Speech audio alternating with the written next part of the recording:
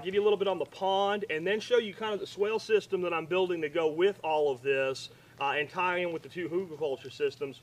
My wife just planted about 100 tulips in here, and we've got some daffodils and some other cool, pretty stuff that's going to go in here. And remember, that's why I built this one first, because if it's for her, she gets it first, she gets her on board.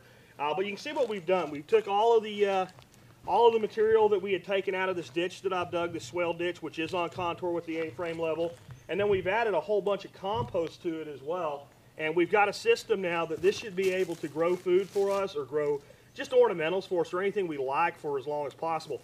The cool thing is the way this swale works, you know. I showed you the other video, showed you on the iPhone how the water was just sitting here, but that water comes down this swale line here.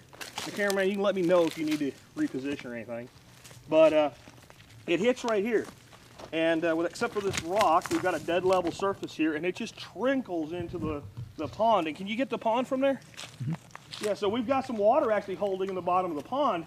And what's interesting is we've got all this coarse material that's letting the water seep through, but the water's actually taking the fine material to the bottom, and it actually now is holding water. I don't think it would ever hold up to the top, but it is holding. What I've decided to do now is I'm probably going to bring in enough bentonite clay, and I won't need that much bentonite, and I'm going to seal this with bentonite instead of a rubber liner. I think it'll look a lot better.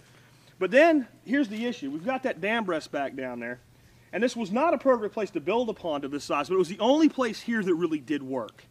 So what I've got is that side of the pond is slightly higher. I'd say about 8 to 10 inches than the back side. We absolutely do not want that water to fill up and go over that breast. If it does, it will take out that entire back side of the pond. So what we're going to do is build another swale ditch.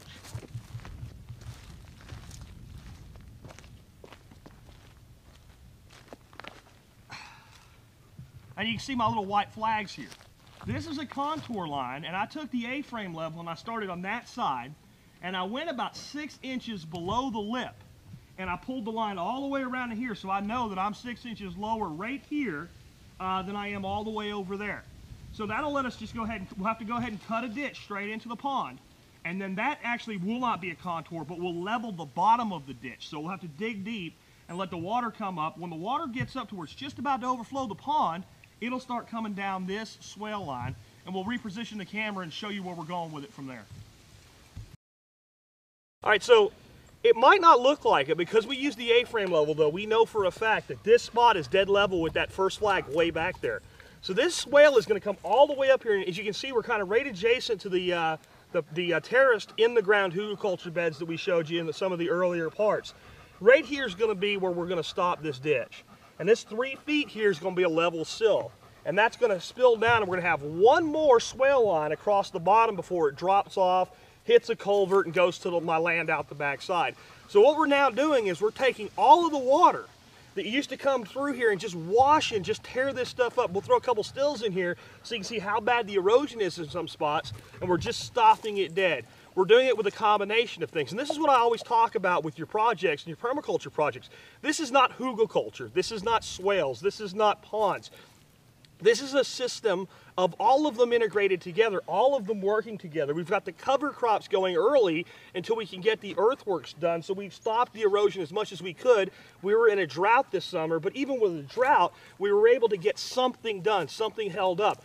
Now we're into winter. Now I'm back in shape since I shed about 75 pounds, and I'm ready to get out here with my mattock and my shovel, and I'm ready to dig these ditches, and I am going to dig them by hand. And I've thought about bringing a machine in to do this, but a big part of why I'm doing what I'm doing here is to prove what can be done.